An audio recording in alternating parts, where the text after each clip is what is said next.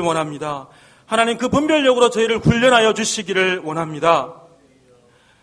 하나님 아버지 또한 우리가 생명 없이 살았음을 고백합니다. 죽음의 골짜기 마른 뼈들과 같이 생기 없이 죽은 것처럼 살았던 것을 고백합니다. 그럼에도 하나님 우리가 아무 문제를 느끼지 못하고 하루하루 그냥 잘 살아가고 있는 모습을 스스로 볼 때 두려운 마음이 생깁니다. 하나님 아버지 저희의 이런 무감각함을 그냥 두지 마시고 깨뜨려 주시기 원합니다. 무감각하게 예배드리고 무감각하게 기도하며 교제하는 우리의 일상을 그냥 두지 마시고 깨뜨려 주시기를 원합니다. 하나님 우리 예배에 임재하셔서 우리가 이 예배를 통해서 생명을 맛보는 시간이 되게 하여 주시고 기도의 영을 부어주셔서 우리가 하나님의 영에 사로잡혀 기도하는 자들 되게 하여 주시기를 원합니다. 하나님 우리의 모든 관계와 교제 안에도 주의 생명을 부어주시기를 원합니다. 그래서 우리 모든 교제 가운데 성령님이 운행하시는 통로가 열리게 되게 하여 주시옵소서. 하나님 아버지 덥고 습한 날씨 중에 우리 청년들과 중고등부 그리고 어린 아이들이 수련회와 성경학교를 계획하고 있습니다. 어린 영혼들 중심에 하나님을 알아가는 지식과 그 하나님을 사랑하는 마음들이 싹트게 하여 주시기를 원합니다. 하나님 무덥고 습한 날씨 중에 연약한 모든 지체들, 연로하신 분들, 어린아이들, 특별히 하나님 형편이 어려운 지체들을 보살펴 주시기를 원합니다. 그리고 하나님 무거운 몸으로 무더위를 나는 임신한 자매들이 많이 있습니다. 주여 그들이 출산을 기다리는 동안 하나님의 깊은 은혜를 누리며 평안할 수 있도록 주께서 도와주시기를 원합니다. 하나님 아버지 오늘부터 사흘간 저희 교회 당회가 수련회로 모입니다. 교회의 교회됨과 말씀의 순전함을 수호하고 영혼들을 보살피는 중한 임무를 하나님께로부터 받은 우리 당회에 속한 목사님과 장로님들이 하나님 앞에서 한 마음과 한 뜻을 품고 돌아오는 귀한 시간이 되게 해주시기를 간구합니다. 하나님 우리 당회, 우리 교회 영적인 아버지들이 축복받는 시간이 되게 하여 주시기를 원합니다. 이분들께 하나님의 말씀과 은혜가 풍성히 부어지기를 간구합니다. 거기서부터 흘러넘친 하나님의 말씀과 은혜가 우리 공동체를 충분히 적시고 남을 정도로 주께서 충분히 생명과 은혜를 부어주시기를 원합니다. 주님 우리가 마음을 열고 주님께 왔습니다. 주님께서 말씀하여 주시옵소서. 우리가 듣겠습니다. 감사드리며 우리 주 예수 그리스도 이름으로 기도드립니다. 아멘.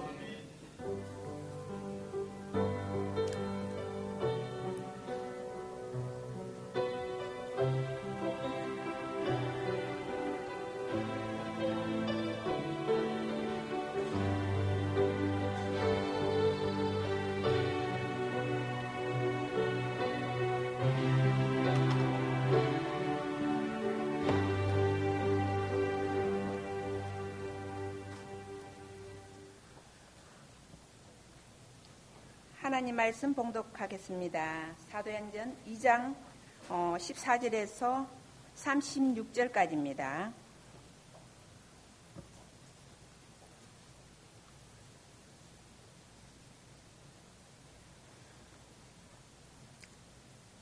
베드로가 11 사도와 함께 서서 소리를 높여 이르되 유대인들아 예루살렘에 사는 모든 사람들아 이 일을 너희로 알게 할 것이니 내 말에 귀를 기울이라. 때가 제3시니 너희 생각과 같이 이 사람들이 취한 것이 아니라 이는 곧 선지자 요엘을 통하여 말씀하신 것이니 일르스되 하나님이 말씀하시기를 말세에 내가 내 영을 모든 육체에 부어주리니 너희의 자녀들은 예언을 할 것이요 너희의 젊은이들은 환상을 보고 너희의 늙은이들은 꿈을 꾸리라.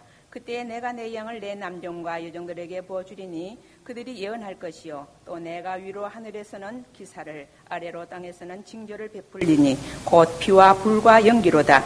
주의 크고 영화로운 날이 이르기 전에 해가 변하여 어두워지고 달이 변하여 피가 되리라. 누구든지 주의 이름을 부르는 자는 구원을 받으리라 하였느니라. 이스라엘 사람들아 이 말을 들으라. 너희도 아는 바와 같이 하나님께서 나사렛 예수로 큰 권능과 기사와 표적을 너희 가운데서 베푸사 너희 앞에 그를 증언하였었느니라. 그가 하나님께서 정하신 뜻과 미리 아신 대로 내어준 바 되었거늘 너희가 법 없는 자들의 손을 빌려 못 박아 죽었으니 하나님께서 그를 사망의 고통에서 풀어 살리셨으니 이는 그가 사망에 매여 있을 수 없음이라.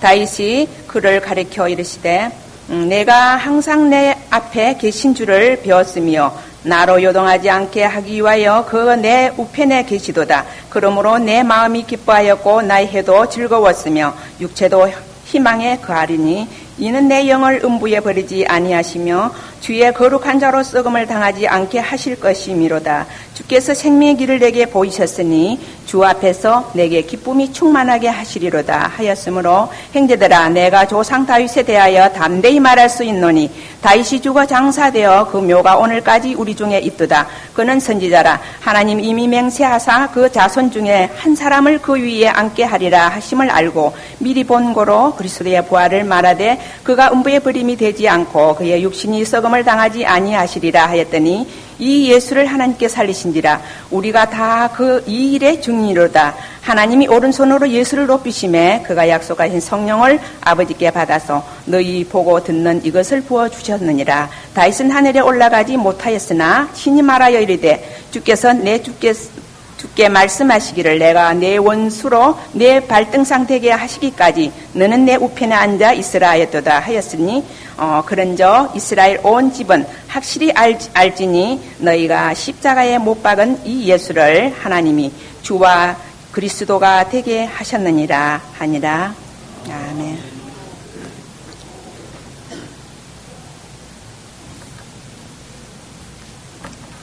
다시 한번 잠시 기도드립니다.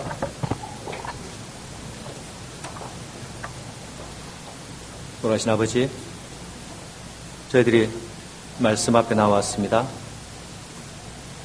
우리가 생명을 가지고 나온 자도 있고 우리 안에 생명 없는 자도 있으며 생명이 있으나 잠든 자들도 있습니다.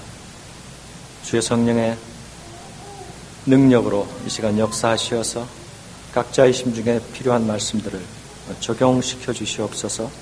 듣는 자와 전하는 자 모두를 주의 은혜 아래 붙들어 주시고 모든 연약을 감추어 주시고 오직 말씀의 능력이 드러나는 말씀의 통치 아래로 들어가는 은혜의 한 시간이 되게 하여 주옵소서. 예수님 이름으로 기도합니다. 아멘.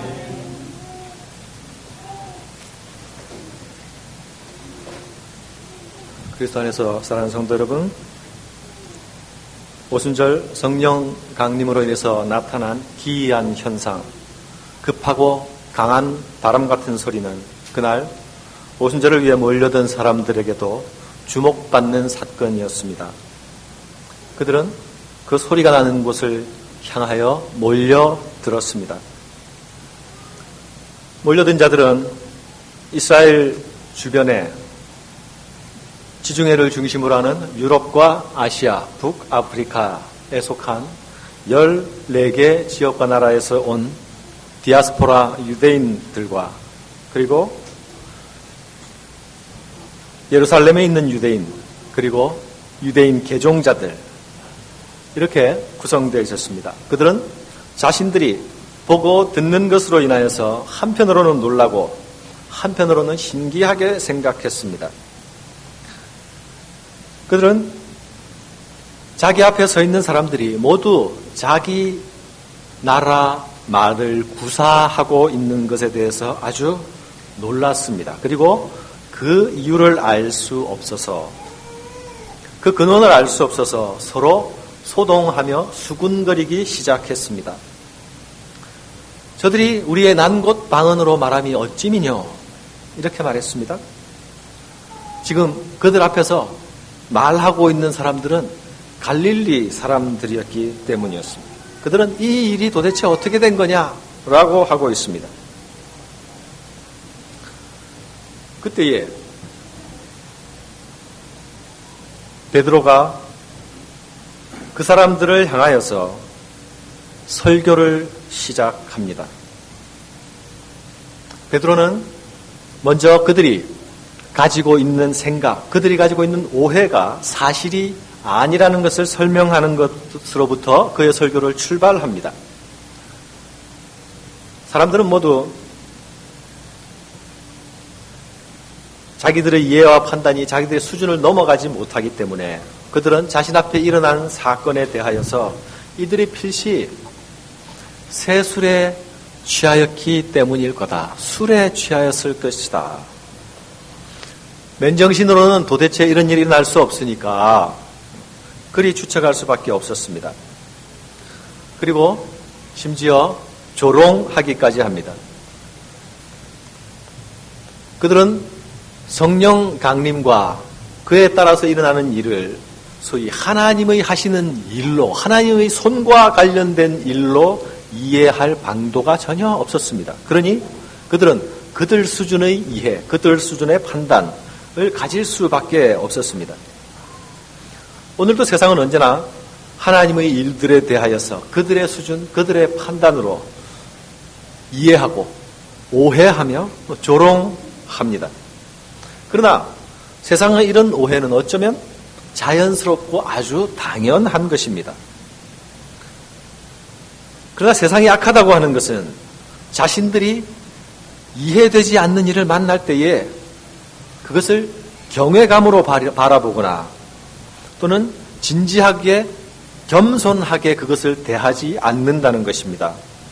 오히려 조론과 비난으로 그것을 대하기 일쑤라는 것입니다. 세상은 하나님을 알지도 못하고 하나님의 구원 사건에 대해서도 알지 못하기 때문에 그것은 당연한 반응입니다. 그래서 예수의 사람들은 그들이 기이히 여기는 태도를, 그들이 당황스러워하는 태도를, 그리고 그들이 그것을 가지고 수군거리기 시작하게 될 때에 그들을 향해 말해줄 내용을 가지고 있어야 합니다.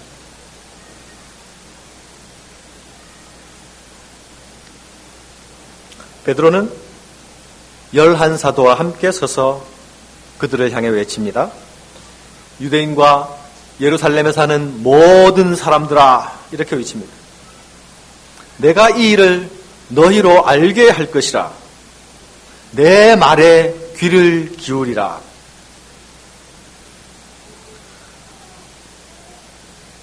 우리 일상용어로 말하면 자. 내가 지금부터 잘 설명할 테니까 잘 들어봐. 잘 들어보세요. 이렇게 말합니다. 지금 여러분이 알다시피 시간은 9시밖에 되지 않았습니다. 이 아침부터 우리가 술에 취할 수 있겠습니까? 그건 가당치 않습니다. 우리는 술에 취한 것이 아니라 성령에 취한 것입니다. 여러분이 지금 듣고 있는, 여러분이 지금 보고 있는 이 기이한 현상은 성령의 임하심으로 일어난 것을 여러분은 아셔야 합니다. 이렇게 말하는 겁니다. 베드로는 이 설명을 요엘 선지자의 예언을 인용하여서 그들에게 설명하기 시작합니다. 베드로가 요엘 선지의 예언으로 밝힌 성령 강림의 의미는 첫 번째, 그것은 약속된 예언의 성취라는 것입니다. 그리고 이 약속된 예언의 성취 시점은 곧 말세의 시작이라는 것입니다. 하나님이 말씀하시기를 말세에 내가 내 영을 부어주리니, 하나님께서 말세에 부어주시겠다고 하신 성령의 강림이 지금 일어났으니 이제 말세가 시작되었다고 말합니다. 이제 이스라엘 중심의 구원사는 이스라엘의 경계를 넘어, 민족의 경계를 넘어 온 세상을 향하여서 전개되어 나갈 것입니다.